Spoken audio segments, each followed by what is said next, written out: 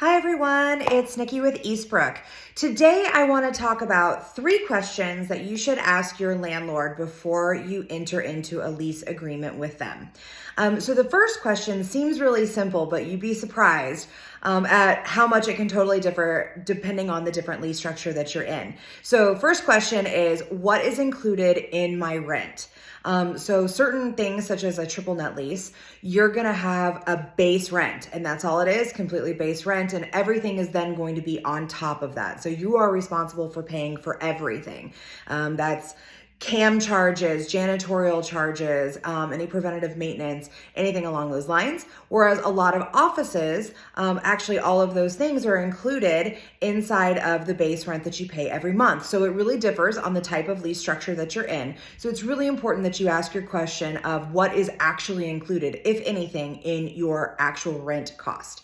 The second one is, who pays for preventative maintenance and or replacement if something goes out? This is a very, very big one because it can get very costly very quickly if you're not on top of things or if you don't know what you're getting yourself into. So that's really a big question to ask someone is, who is responsible for it? Who pays for the preventative maintenance if there is some needed, and who pays for an HVAC replacement if it's also needed? So that's going to be a big question to ask.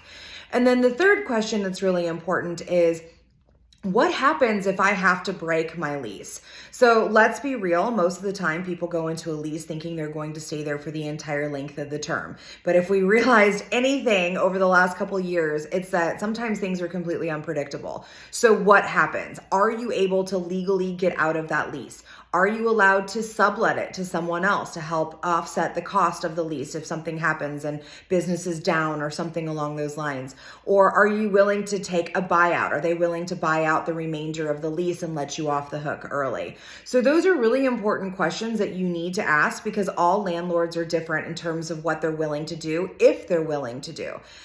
Again, leases are legally binding contracts, and I feel like so many people don't realize that that is it is a legal document, and it's not something you can just walk away from if you fall on hard times. So it's really good before you go into the lease knowing that if worst case scenario happens, that you have options and what those options may be. So again, this is Tip Tuesday, Nikki with Eastbrook. If you have any other questions, please drop them below. We'd be happy to answer them for you. If there's anything that's come up or something that you want to talk about, we'd be happy to do so. So check us out, like, share, and we'll see you soon.